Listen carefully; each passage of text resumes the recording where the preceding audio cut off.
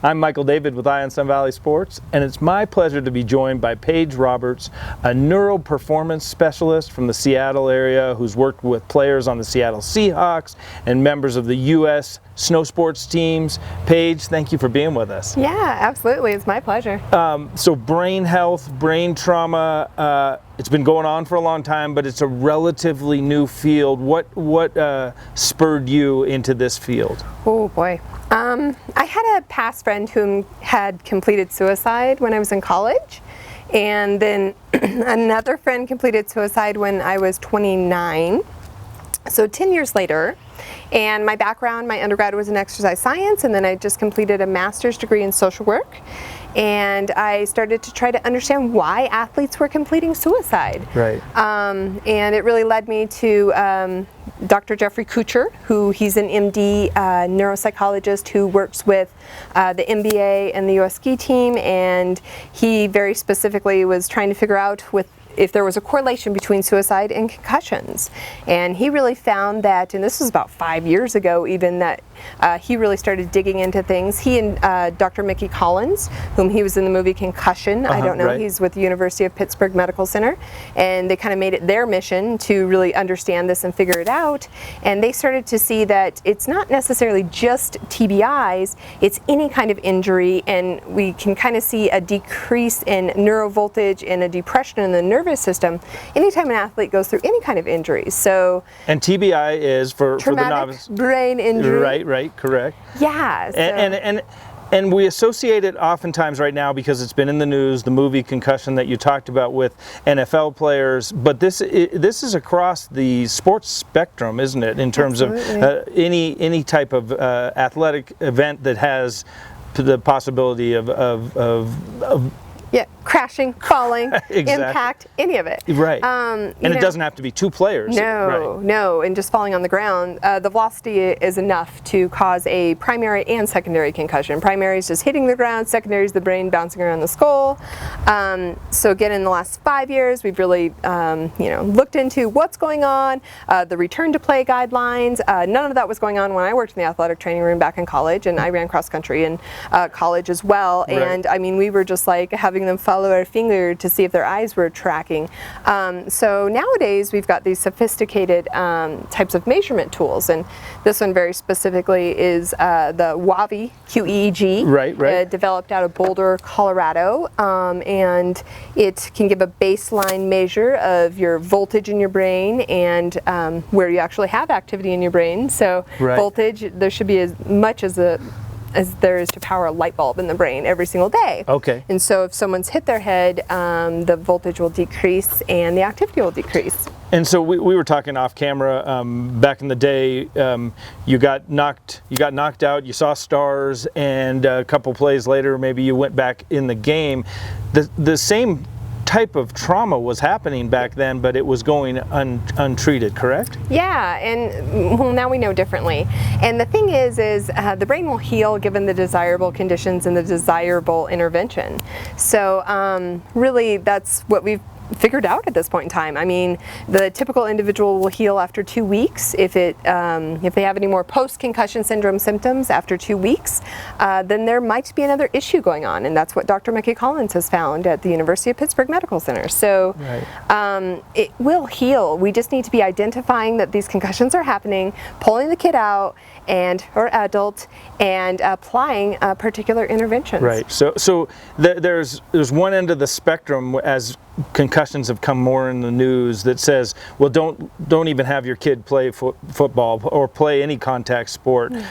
This seems to be a positive thing happening that maybe is going to allow these type of things to continue, where you can address it properly and quickly. Yes, and Stanley Herring, he works with the Seahawks and works with Visus. It's this new helmet that they're making, and is with the University of Washington. And he just did a talk at this conference that I was at about a month ago, and was saying, hey, it's far more damaging for children to not be out playing sports, to not be exercising, than the risk of getting a traumatic brain injury that's going to cause them problems later on.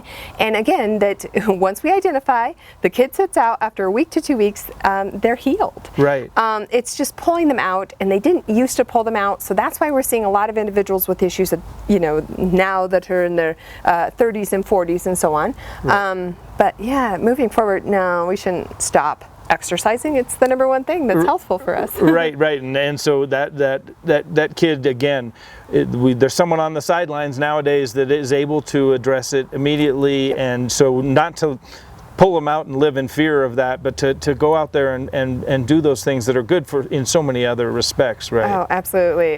With interpersonal relationships, I mean, we have big issue with kids not really hanging out with each other or talking to each other anymore. It's like, oh no. Great. Yeah, well, life skills. After a short break, let's get back and we'll talk about some of this technology that's being used and all the positive things that are coming from it. And it's so exciting to learn more about this. Oh, thanks. We'll be back right after this message.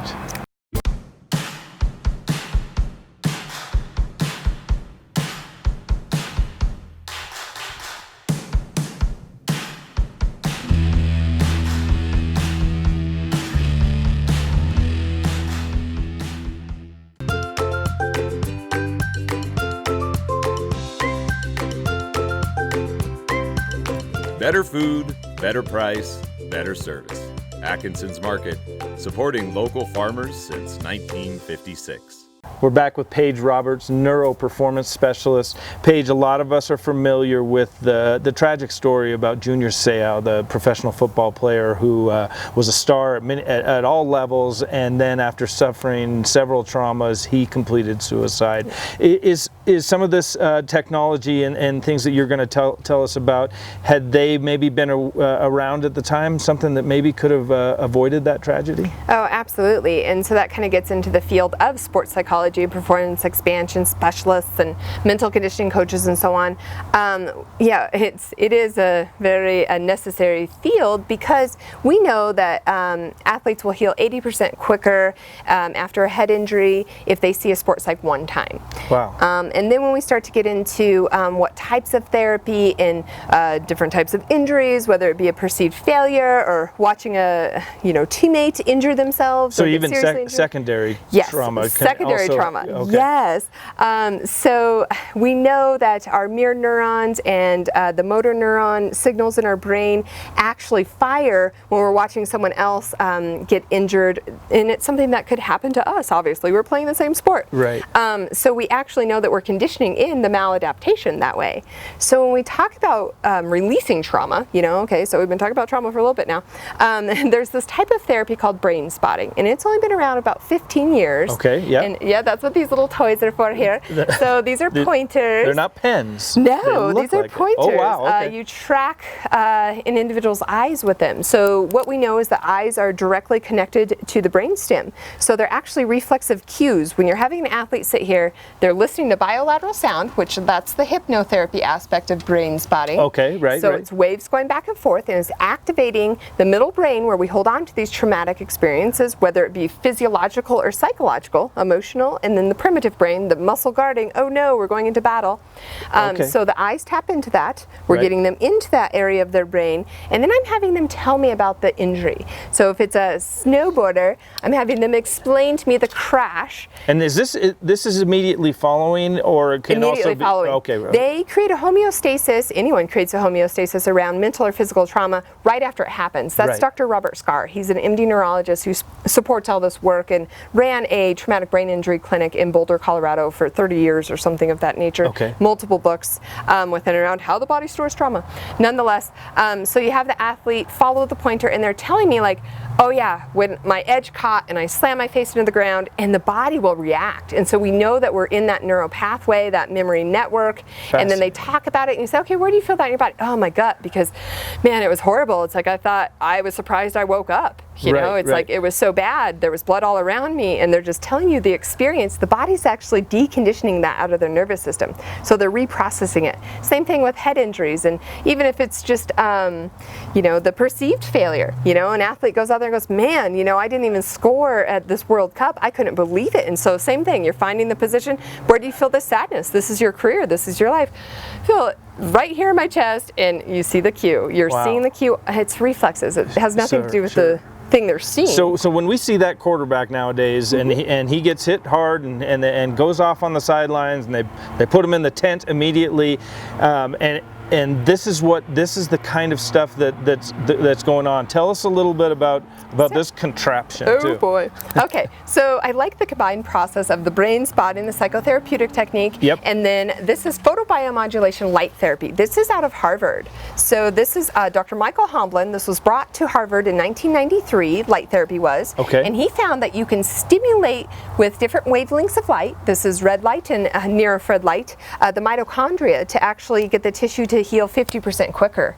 And that's the tissue inside. That's the cells. Right. Okay. Yeah, that is any cell with a blood supply, any cell with mitochondria. Okay. So you're stimulating mitochondria to increase in number and size. So it's basically like human growth hormone, but it's just light on your skin. Your skin's just taking it in and naturally stimulating the mitochondria. You release nitric oxide, which is an antioxidant, so it combats oxidative stress or tissue damage, right. which is amazing.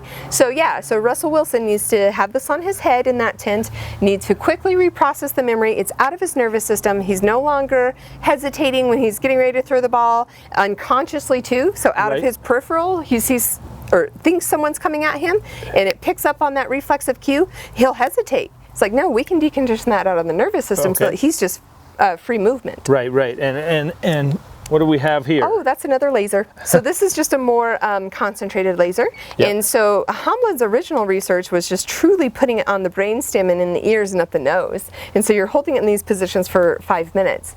And what he's found at this point in time is within 4 to 5 hours, or well, 4 to 6, I guess, 4, 5, 6 hours, you put the light therapy on the head and it will completely prevent any post-concussion syndrome. Wow, I mean, that's amazing. That's Sure. research that came out about a year ago. And is this the kind of thing now that we're, again, we spoke about, hey, don't let your kid play high school football because of this. Is this the kind of thing that we as parents can say, we feel comfortable that it's going to be available to our kids? It's not like it's so crazy expensive that you can't have that. It's not, and I typically see with an athlete, if they've a performance decline, you've got like this athlete who is a Olympian in the past, crashed at the last Olympics, performance declined for 4 years. It took about 12 sessions to get that athlete back onto the podium. But I mean, that's pretty extreme, Right. A couple sessions, that's all a kid needs during a season. Yeah. But baselining their brain health to begin with before the season starts. Yep.